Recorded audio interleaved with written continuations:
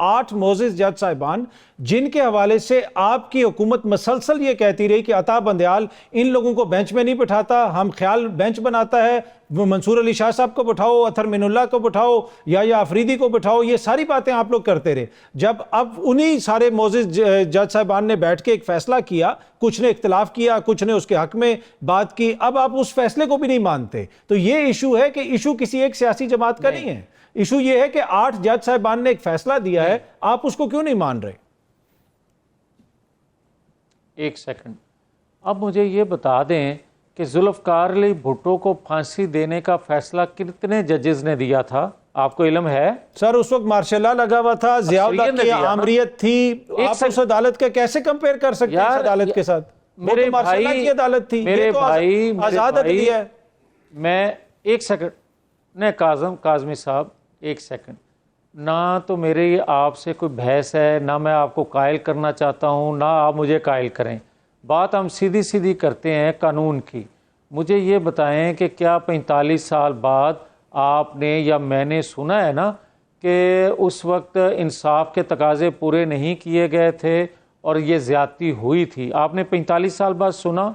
आपने high jacking case में नवाज शरीफ को सज़ा होती देखी? हाई जैकर ज़मीन पे था, त्यारा आसमान से अगवा हो गया था, उस पर सज़ा दे दी गई थी, फिर 8 साल बाद उसका इतराफ़ जुर्म किया गया। फिर आप मुझे ये बताएं कि आज अगर नवाज शरीफ अहल हुए हैं ताहियात नाहली से, जो उन्होंने 2024 को इलेक्शन लड़ा, तो किसने ये फैसला दिया था?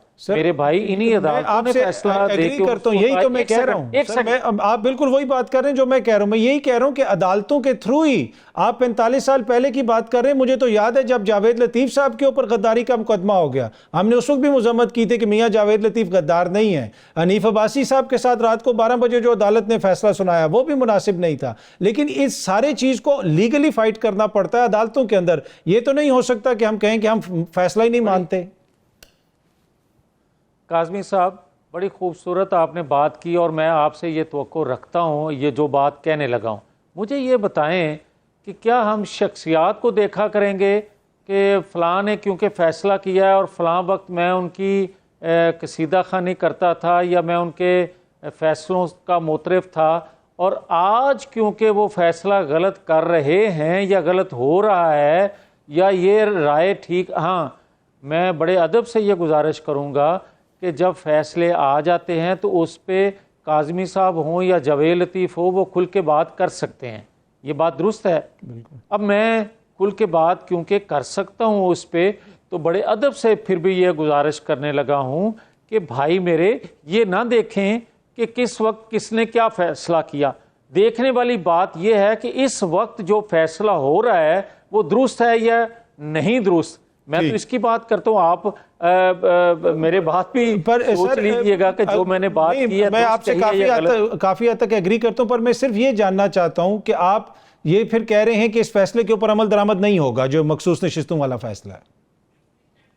मैं कतन ये बात नहीं कह रहा, मैं बात बिल्कुल ये कह रहा हूँ कि भाई किसी तौर ये नहीं होना चाहिए कि क्योंकि, अच्छा मुझे और आपको क्या इल्म नहीं है कि 8 फरवरी को 2024 में जिन लोगों ने इलेक्शन लड़ा वो किसके हमायत याफ्ता थे?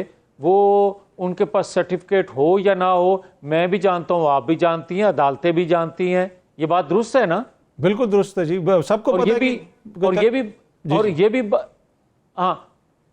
और ये भी बात दुरुस्त है कि 2018 में RTS बैठा के किस जमात को लाया गया था, ये बात हम जानते हैं। मगर जब अदालतों में जाते हैं तो फिर ये कहा जाता है कि प्रूफ दें, आप सबूत दें, उसके बाद बात करेंगे। हालांकि सब लोग जान रहे होते हैं किस तरह RTS बैठता है, किस तरह 8 फरवरी को पिक एंड चूज़ होता है।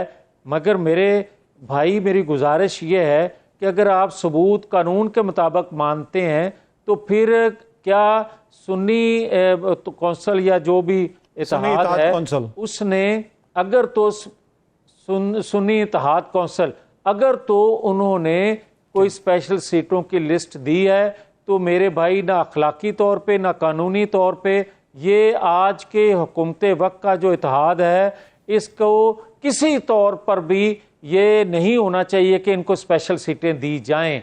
ठीक। मगर अगर उन्होंने कोई लिस्ट फराहम कानून के मुताबिक नहीं की तो कानून के मुताबिक होना चाहिए, भले गलत हो रहा है। ठीक है, वो बिल्कुल दुरुस्त आपने कहा। और इसका फैसला फिर अदालत नहीं करना है। और पार्लियामेंट के अंदर से ही कासिम सूरी की रूलिंग आई थी, तहरीक अदम एतमाद आई, वहां पे भी अदालतों का किरदार था, पंजाब असेंबली में भी अदालतों का किरदार था। हो सकता है वो मुझे पसंद ना हो, आपको पसंद ना हो, लेकिन अदालतों के फैसलों को मानना पड़ता है।